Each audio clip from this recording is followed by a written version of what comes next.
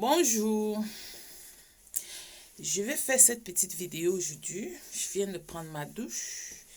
Ne dites pas que peut-être vous voyez les gouttes d'eau qui tombent sur moi. Je viens de sortir de la douche là. Et puis, quand j'ai versé l'eau sur ma tête, quand ça coulait tout à l'heure, j'ai pensé à quelque chose. La chose là, c'est que, vous voyez, je vis en Europe et en Europe, il y a toujours les gens qui sont en route en train de dire, oh, il y a le racisme, il y a le racisme. Et moi, avant, je ne comprenais pas. Je disais toujours, c'est quoi le racisme? On dit non, il y a les blancs qui n'aiment pas voir les noirs. Bon, j'ai fait beaucoup d'années chez les blancs. J'ai alors fait ma vision des choses et je décide de la partager ici avec vous.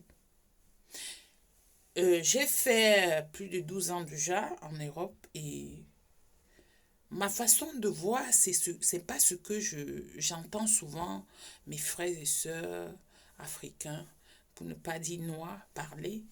Ils sont toujours en train de se victimiser en disant oh, les blancs n'aiment pas les noirs. Mais moi, je vais vous dire quelque chose. Au contraire, moi, je trouve que le blanc, pour moi, peut-être est passable que les noirs. Parce que mon parcours d'Europe, si j'ai déjà eu un problème vraiment sérieux, c'est avec un Africain, c'est pas avec un blanc. Voilà. Donc, parfois dans la vie, nous devons dire la vérité. Quand je vais dire comme ça, je vais me faire tirer dessus. Je vais juste expliquer au monde entier. Le racisme dépend de chaque individu. Les mauvais, là, on les trouve partout. Les bons, on les trouve partout. Mais chez moi, je viens du Cameroun. Ma communauté, la qualité de haine qu'il y a envers nous-mêmes, on ne comprend pas, ou on appelle ça le racisme ou le tribalisme ou c'est quoi. Je ne connais pas parce que je ne cherche même pas à connaître. Moi, tout ce que je vis, je veux dans ma vie, j'aime vivre, je veux vivre ma vie. Je veux profiter de chaque instant de ma vie parce que la vie est tellement courte qu'on ne doit pas peut-être la gâcher en criant oh on est raciste, oh on est comme ça, oh on ne t'aime pas. Si j'ai eu des mauvaises choses de ma vie qui m'ont touché, ce sont les Africains. Imaginez-vous, je suis maman d'un garçon que je suis tellement fière de lui. Et puis un jour, on me dit, et quand on te lynche sur Facebook, je dis, mais qu'est-ce que j'ai fait à quelqu'un pour être lynché sur Facebook? Et puis je vais regarder, je vois, on me dit dedans que je suis stérile. Vous voyez? Ce sont les Noirs qui font tout ça. Même si quelqu'un était stérile, ça ne te donne pas le droit de l'insulter avec parce que ce n'est pas une maladie, c'est quelque chose, peut-être c'est naturel. Moi, je ne suis pas stérile, je ne sais pas comment ça se passe. Mais je demande souvent à Dieu qu'il devait essayer de permettre à toutes les femmes de goûter le goût de porter une grossesse de 9 mois et aller pousser, même comme ça fait mal. Parce qu'après, quand tu vois ton bébé, tu oublies toutes les douleurs. Et quand tu profites avec ton bébé, il grandit avec toi, tu le prends dans tes bras, c'est la chose la plus merveilleuse. C'est pour ça que je demande toujours à Dieu de donner l'occasion à tout le monde. Alors, je suis contre ces gens-là qui se lèvent, qui fixent les gens dans les yeux et disent, tu es stérile. Tu n'as jamais accouché. Mais écoutez, est-ce que vous êtes Dieu? Moi, je connais des femmes qui ont fait 12 enfants.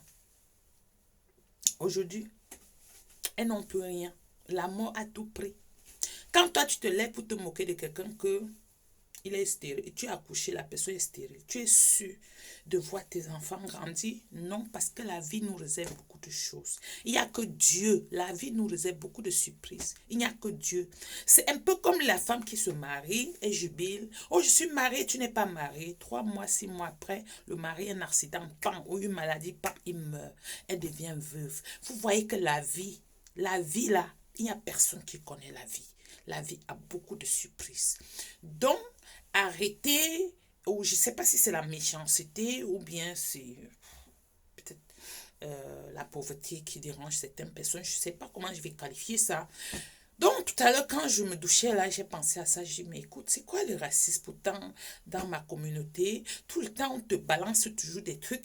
Vous savez, si tu dis à ton frère que tu es malade, il va demander quel genre de maladie te menace. Si tu lui dis, le jour que vous avez des petits pépins comme ça, Il va balancer. Oh, tu souffres de ça.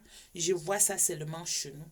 Au contraire, avec les blancs, quand tu vas à l'hôpital, même quand tu es malade, il faut voir comment ils te prennent en charge. Hein? J'ai un kinésithérapeute. Quand lui, il me masse, la façon qu'il me fait, c'est-à-dire même la maladie là, je l'oublie d'abord.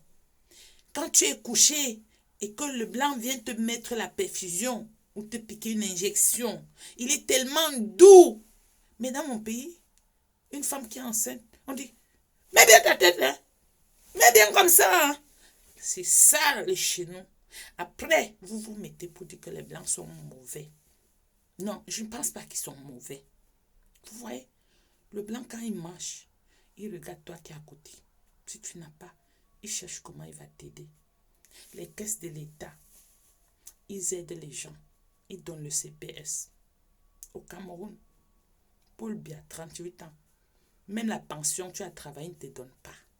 Tu pars en retraite, tu n'as rien. C'est faux. C'est faux. C'est la méchanceté. C'est même la sorcellerie. Vous voyez? Mais ce n'est pas le blanc qui vient dire à Paul Biya de ne pas payer la pension des gens, la retraite des gens.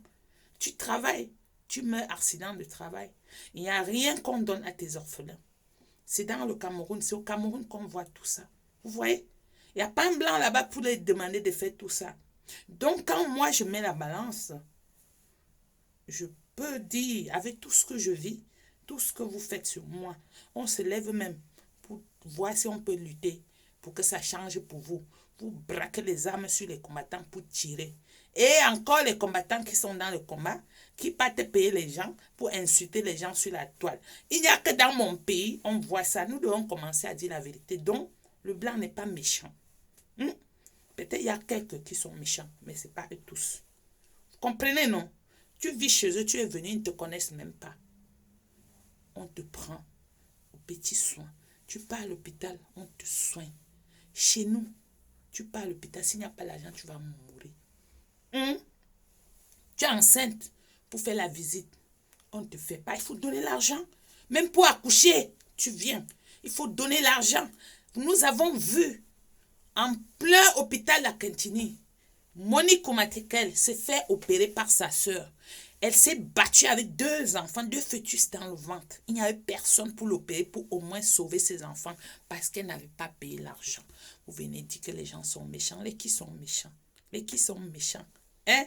Si je suis encore en vie, c'est à cause des Blancs. Si j'étais au Cameroun, c'est que je suis morte depuis. Parce que comme je ne devais pas avoir l'argent pour me soigner, on devait m'abandonner, je vais mourir. Mais chez les Blancs là, je pars à l'hôpital, j'ai mal, on me soigne, on me masse, on me fait tout.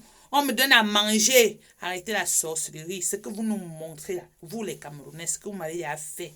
J'ai déjà la haine ici, là, envers vous. Je préfère rester avec les Blancs. Vous avez compris, non? J'ai fini avec vous aujourd'hui. Donc, il faut que vous changez. Arrêtez de dire, les Blancs sont des racistes, les Blancs sont des racistes. Et vous, ce que vous créez là, c'est quoi? L'autre se lève et dit que toi, tu es Bamileke, t'insulte dans ton propre pays. C'est quoi? C'est le racisme ou c'est le tribalisme? Je ne connais même pas le nom que je vais vous donner. Hein?